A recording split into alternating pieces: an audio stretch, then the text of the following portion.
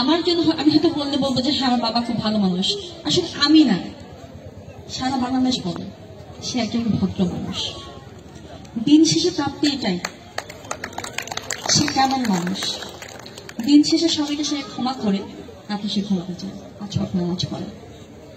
আমি আসলে বক্তব্য দিব না আজকে, কারণ এখানে অনেকেই সুবক্তা আছেন উপস্থিত যারা বক্তব্য দিতে পারেননি। এখানে জেলা আওয়ামী লীগের SM নওয়াল কাকু বন পরিবেশ উনি সম্পাদক, উনি আছেন, উনি আমার আব্বুর বন্ধু, এবং জেলা আওয়ামী লীগের সহসভাপতি হেদায়েত আঙ্কেল, উনিও অনেক সিনিয়র নেতা, উনি বক্তব্য দিতে পারেননি।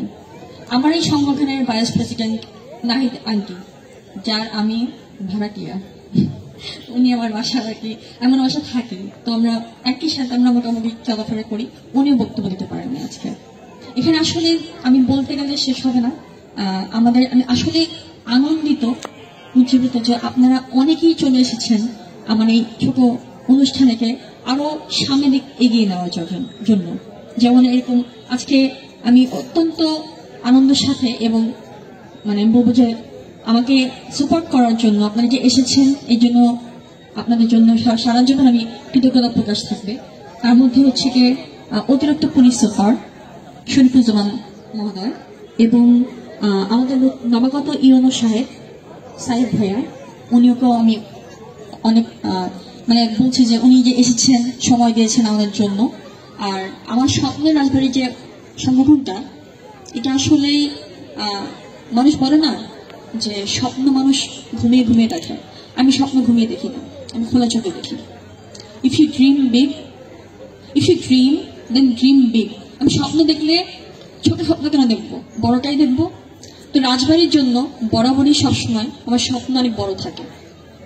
এই যে আলিপুর ইউনিয়ন, এটা আসলে আমার যখন থেকে আমি রাজনীতি করি না, কিন্তু বাবার পাশে থাকার চেষ্টা করি, এখান থেকে আমার আসলে অগ্রগতি শুরু হয়। সেখানেও আমার জন্য সবসময় নওয়ালি কাকা এবং যে নাকি আমার সবসময় ফার্স্টে প্রথম ধাপে যে আমাকে অনুপ্রেরণা দেয়, সেটা হচ্ছে বক্কার ভাই, সাবেক সাধারণ সম্পাদক আলিপুর ইউনিয়নের। উনি আমাকে প্রথম যুব মহিলা কমিটি গোছানোর জন্য সর্বোচ্চ আমার পাশে দাঁড়িয়ে চেষ্টা করেন যে আমি কমিটি গুছিয়ে পারি। তো আজকে বক্কার ভাইকে ধন্যবাদ তো দিব না আমি, উনি আমার ভাইয়ের মতো এত সুন্দর অনুষ্ঠানকে মানে গুছিয়ে করার জন্য।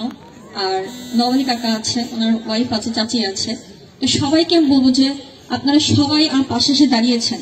আসলে আমি বাকরুদ্ধ, কারণ আমি দেখলাম যে গলন্দ উপজেলা ভাইস চেয়ারম্যান আসিফ ভাই উপস্থিত হয়ে গেছে ইতিমধ্যে। আবার পিয়াল কাকু উপজেলার যে সদরের যে ভাইস চেয়ারম্যান, উনিও চলে এসেছেন। সবাই আমাকে খুব ভালোবাসে, এটা আমি বুঝলাম যে না, এমপি সাহেবকে তো ভালোবাসাটা স্বাভাবিক, উনি সবার জন্য কাজ করে, তারা সবসময় পাশে পান। কিন্তু আপনারা যে আমার কাছে ভালোবাসা দেখালেন, এটা আমি আসলে কি দিয়ে আপনাকে আসলে একটা ঋণ পরিশোধ করবো এটা আমি জানি না। আপনারা সবাই সুন্দর থাকবেন, এই করোনাকালীন আপনারা একটু স্বাস্থ্যবিধি মেনে চলবেন। এই মাস্ক দেওয়ার ব্যাপারটা আমি দেখলাম মাস্ক কেউ পরছেন না। আমরা কিন্তু অনুষ্ঠানে যাই, মাস্কটা রাখি, যখনই দরকার হয় মাস্কটা পরে ফেলি। এটা যে প্রতি কম্বল দেওয়ার সাথে সাথে মাস্কটা আমরা অব্যাহত রাখবো।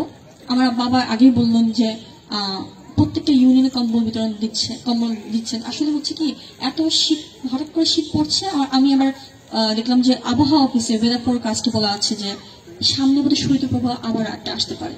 তো এর জন্য করোনার মধ্যে আমি বলবো যে আপনারা সবাই একটু সতর্ক থাকবেন, হ্যান্ড স্যানিটাইজার ইউজ করবেন। আমি চেষ্টা করবো এটাও আপনাদেরকে পৌঁছে দেওয়ার।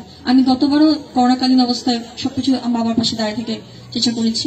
স্বপ্নের রাজবাড়িকে আসলে বাস্তবায়ন করার জন্য আমার পাশে সবসময় সহযোগিতা করেছে আমাদের সদস্যবৃন্দ। আর যার কথা না বললি না, সাধারণ সম্পাদক এবং কালের কণ্ঠের প্রতিনিধি জাহাঙ্গীর ভাই, উনি সবসময় সব ব্যাপারেই, এখন উনি আমার সামনে ক্যামেরা বসে আমার ভিডিও করছে, ভাই দরকার নেই, কিন্তু আপনি আসলে উনি আমার ভাইয়ের মতো বড় ভাই। আমি বলবো যে সবসময় আমাকে সাহায্য করে আর আপনাদের পাশেই থাকে। আর এই পুলিশ সুপার মহোদয়কে বলবো যে আসলে আপনারা যদি আইনকে সুন্দর করে রেখেছেন, এই রাজবাড়িকে জেলাকে আপনাদেরই গোছানোর দায়িত্ব, তার পাশাপাশি আমাদেরও দায়িত্ব আপনাদের সহযোগিতা করা। যখন কাউকে থাকে না যে একে ধরতে গেলে বলে যে না এ আমার লোক, ও আমার লোক, এসব শুনবেন না। যদি সে খারাপ কাজ করতে যায় অবশ্যই তাকে ধরে ফেলবে। সাদাকে সাদা, কালোকে কালো বলা, এটা বাবার কাছ থেকে শিখেছি। আমি স্বচ্ছ রাজনীতি পছন্দ করি, নোংরা পছন্দ করি না। এটাও আমার বাবা থেকে শেখা। কারণ আমার দাদা মরহুম কাজী হেলেদ হোসেন, যিনি কি রাজবাড়ির জন্য জীবন দিয়ে গিয়েছেন, তারই বড় সন্তান, বড় ছেলে আমার বাবা। তো তার থেকে শেখা, তারই অনুপ্রেরণায় আমি চাই যে ওনার পথ চলা ধরে, উনি এত ভালো মানুষ, ওনার মধ্যে মনে হয় কোনো রাগ টাগ নাই। আমার রাগ আছে, সবারই রাগ থাকে, কিন্তু ওনার মধ্যে কোনো রাগ ক্ষোভ। আব্বু পাঞ্জাবি ধরে আমি দেখছি টানাটানি করতেছে, আমি কিন্তু রেগেছি, আমরা আব্বু পাঞ্জাবি ধরতেছি, ছেড়ে দেন আমার আব্বুকে। আব্বু কোনো রাগ টাগ করে না, ভালো মানুষ, এত ভালো আসলেই আমি দেখিনি, আমার চোখে তো পড়েনি। যাই হোক, আপনাদের পাঁচবার নির্বাচিত আলহাজ কাজী কামাল মহোদয়। আর আমি একটা কথা বলতে চাই, আলিপুরে ঢুকলে মনে হয় কি যে আমি বোধহয় কোনো ঢাকা শহরের বা কোনো একটা জায়গায় আউটস্কার্টে ঢুকে গিয়েছি। এখানে আমাদের সাংসদ, যুব উন্নয়ন, পাসপোর্ট অফিস সবকিছু কিন্তু আলিপুরই করেছে। আলিপুরে ঢুকলে মনে হয় যে একটা অন্য একটা বোধহয় শহরে চলে এসেছি। আলিপুরকে সৌন্দর্য বাড়ানোর জন্য যেটুকু চেষ্টা করে যাচ্ছেন আমাদের সাংসদ, আপনাদের পাশে থাকবেন আর নৌকাকে ভোট দিবেন সবসময়। আমাদের মাননীয় প্রধানমন্ত্রী শেখ হাসিনা যেন দোয়া করবেন। আর আপনারাও নিজে ভালো থাকবেন। অনেক মুরব্বীরা বসে আছেন, দেখতেছি যে বসে পারছে না, লাঠি নিয়ে বসে আছেন। আমি বলবো সবাইকে, যারা নাকি কষ্টে বসে আছেন তাদেরকে আগে কম্বলটা দিয়ে দেওয়ার জন্য। এটা অনুরোধ থাকলো, ভালো থাকবেন, আমাদের জন্য দোয়া করবেন, কিনা আপনাদের পাশে সবসময় দাঁড়িয়ে থাকতে কাজ করতে পারেন। জয় বাংলা, জয় বঙ্গবন্ধু।